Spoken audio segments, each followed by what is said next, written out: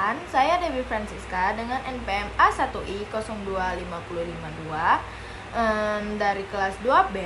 Di sini saya akan menjelaskan tentang pengelolaan sarana dan prasarana peserta didik.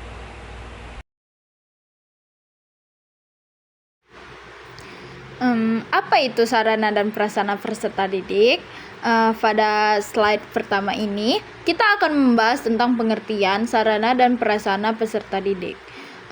Sarana adalah segala fasilitas yang secara langsung digunakan dalam proses pembelajaran, seperti meja, kursi, papan tulis, dan alat peraga. Sedangkan prasarana merupakan infrastruktur yang mendukung kegiatan pendidikan seperti gedung sekolah, ruang kelas, dan area penunjang lainnya. Contoh sarana antara lain ruang kelas, laboratorium, dan peralatan belajar. Sementara prasarana mencakup lapangan olahraga, aula, kantin, dan fasilitas sanitasi. Pentingnya pengelolaan yang baik. Pada slide ini dijelaskan bahwa pengelola sarana dan prasarana yang baik sangat penting dalam dunia pendidikan. Mengelola yang efektif dapat meningkatkan hasil belajar serta kesejahteraan peserta didik. Fasilitas yang terawat dengan baik akan menciptakan lingkungan belajar yang nyaman dan kondusif. Dampaknya, siswa menjadi lebih fokus dan termotivasi dalam belajar, serta merasa aman dan nyaman saat beraktivitas di sekolah. Selanjutnya yaitu jenis-jenis sarana dan prasarana. Slide ini juga menjelaskan berbagai jenis sarana dan prasarana dalam pendidikan. Yang pertama adalah ruang belajar seperti kelas dan laboratorium yang digunakan untuk kegiatan pembelajaran. Kedua, prasarana olahraga seperti lapangan dan area kebugaran untuk mendukung aktivitas fisik siswa. Selanjutnya, ada fasilitas pendukung seperti perpustakaan dan ruang komputer.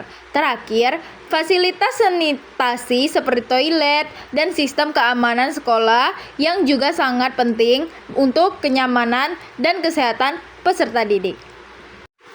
Prinsip-prinsip pengelolaan yang efektif. Pada slide ini dibahas prinsip-prinsip dalam pengelolaan sarana dan prasarana yang efektif. Pertama, perancangan yang matang, yaitu menyusun rencana jangka pendek dan panjang. Kedua, keterlibatan stakeholder seperti guru, siswa, dan staf dalam menjaga fasilitas. Yang ketiga, yaitu pemeliharaan berkala agar fasilitas tetap baik dan kondisinya sangat baik.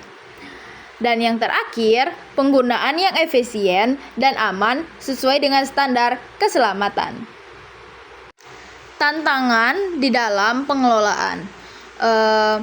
Ini membahas tentang dalam pengelolaan sarana dan prasarana. Salah satu tantangan utamanya adalah keterbatasan anggaran dan terhambat pengadaan dan perbaikan fasilitas. Selain itu, kurangnya kesadaran dari pengguna juga menjadi masalah karena fasilitas tidak dijaga dengan baik. Kemudian, pemeliharaan yang tidak rutin dapat menyebabkan kerusakan lebih cepat. Oleh karena itu, diperlukan kerjasama semua pihak untuk mengatasi tantangan tersebut agar fasilitas pendidik tetap optimal. Pada bagian ini, saya akan menjelaskan tentang praktik terbaik dalam strategi pengelolaan. Strategi pengelolaan yang baik harus dilakukan secara terancang, sistematis, dan berkelanjutan. Praktik terbaik yang pertama adalah perencanaan yang matang, di mana pengelolaan dimulai dari menyusun tujuan, kebutuhan, serta prioritas yang jelas. Kedua, pengorganisasian yang efektif, yaitu pembagian tugas dan tanggung jawab yang jelas kepada setiap pihak yang terlibat. Selanjutnya, pemanfaatan sumber daya secara optimal, baik itu fasilitas, waktu, maupun tenaga agar tidak terjadi pemborosan. Kemudian, pengawasan dan evaluasi secara berkala juga sangat penting untuk memastikan semua perjalanan berjalan sesuai rencana dan untuk memperbaiki kekurangan. Selain itu, praktik terbaik untuk menekankan keterlibatan semua pihak seperti guru, siswa, dan staf agar tercipta kerjasama yang baik. Dengan menerapkan strategi pengelolaan yang tepat, maka tujuan yang diharapkan dapat tercapai secara efektif dan efisien.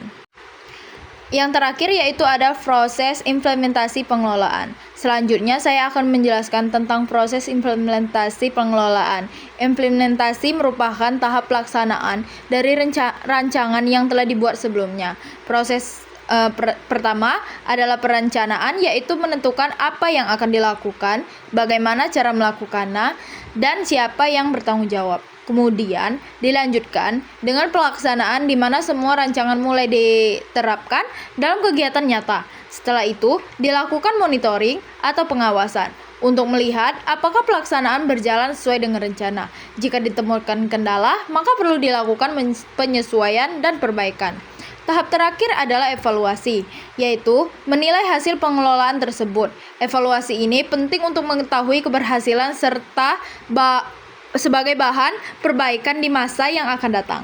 Dengan proses implementasi yang sistematis, pengelolaan dapat berjalan lebih searah, efektif, dan mampu mencapai tujuan yang diinginkan.